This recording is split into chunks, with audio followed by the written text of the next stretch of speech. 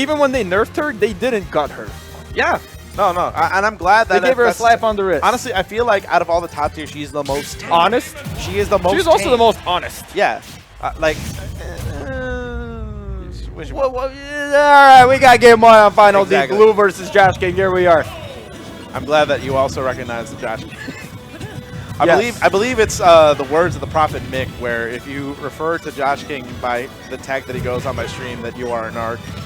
So, yo, you know, I call them both. It's just whichever one comes to mind first. Oh yeah. Yo, shout outs to Mick. Oh, okay, up B. Yeah, this is gonna be the rough part. Is that Blue is a Link that kind of likes to utilize Boomerang a lot to try to cover his approach, but because Bucket exists, is gonna have a hard time. Even like utilizing Bomb. Because yeah, he can just hold a reflector indefinitely, which is really strong. But Blue is actually a really movement-based player. It's not going to bother him as much as it would someone who's like really into heavy zoning. Still intimidates him so much. I heard Blue like screaming in fear as he was getting his projectiles reflected back at him. He's going to take that first stock with an F-tilt at the ledge, and no problem whatsoever. Oh, look at that. Oh, wow. He's using his brain to get back. Yeah, that bomb recovery is pretty good. It's not like as good as Link's C4 because it doesn't send you straight up. But well, yeah, you can't react to the launching animation. So it'll just send you over your opponent, and even if they have really good reaction time, they probably won't catch it. Oh. All right. On this side match, we got people just completely popping off. So.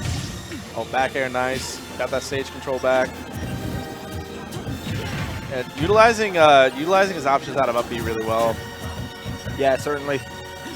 Like it's not like a lot of game watches that enter like what I like to call avatar state, where you just like start seeing whiffs on whiffs, but they just start working. But it doesn't matter. Yeah. Well, Meister's the one who's known for up smash it, the down smash it usually. He'll just throw out 3 or 4 in a row. Yeah. And that's like, I mean, that's the character. That's the optimal way. It's just like King and Tekken, where I'm just gonna giant swing everything into existence. I thought this is not the way to play it, right? Every single King main I talk to, yeah, no, that's it, dude. Just like that's all you do. Got it. They can't tech everything.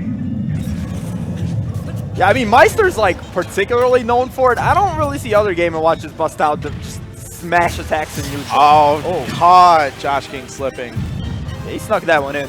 That's the thing about that bomb is that if you aren't aware of it on stage a whole lot, then you think, oh well, if it's just there, then I don't have to worry about it. But like, if you knock away the Link, I mean, you can still detonate it. So you gotta yeah, and I mean, if you're ever worried about bomb giving your opponent too much stage control, you just take it yourself, right? That implies you know item play well enough to be able to handle it. Like you don't have access to your normals for a while, but if you're a competent player, that's no problem.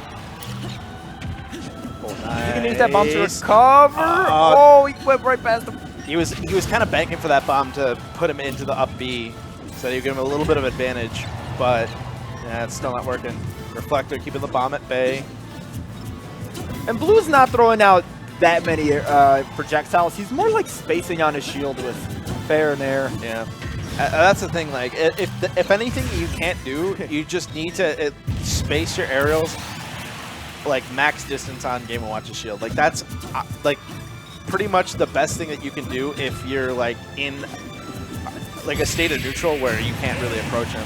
But that second hit of fair, that's gonna hit, and Blue's gonna take game 1. Right, one of Game & Watch's bigger weaknesses is his lack of range. I know Game & Watch mains like to say he loses to swordies. And Link is a swordie if you play him like one. Well, I mean, right? And Blue definitely was there. I mean, he was getting a lot of good fairs. They were just at the tipper of the hitbox. I mean, the thing about Game & Watch in terms of losing to range is that, like, on paper, yes, he does lose to range, but in terms of actual practice, that's really not the case, dog. Like, even, like, I mean, he can escape pressure and reset back to neutral, but even then, with up B out of shield, even if you space everything correctly, it's like you got to space everything correctly and perfectly. Yeah, exactly. It's all situational, you know? It's not like...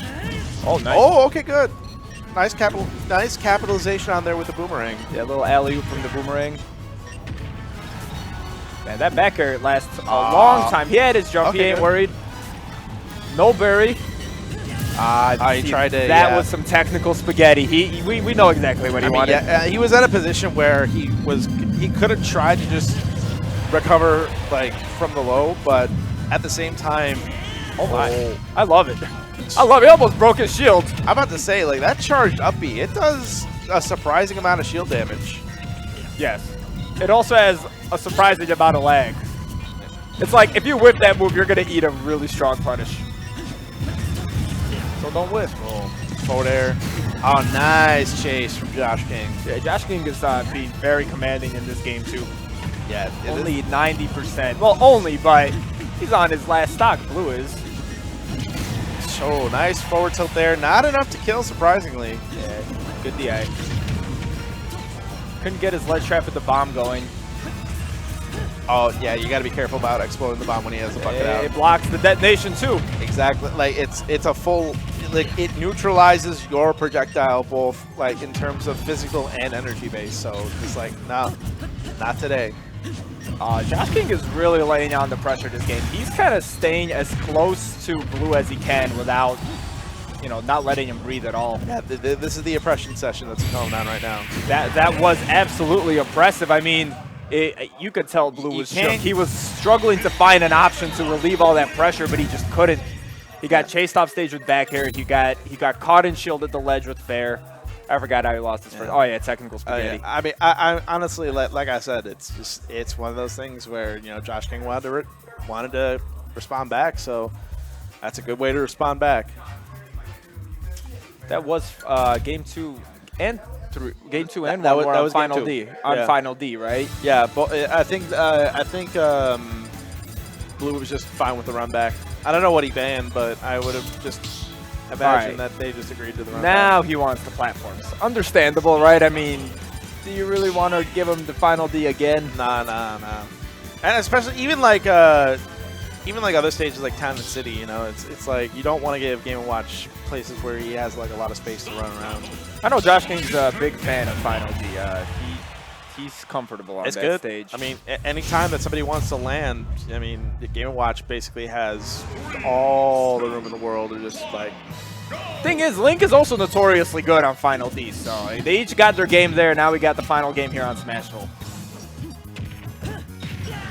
He thinks this one platform can help him out. Down air, dislodging him.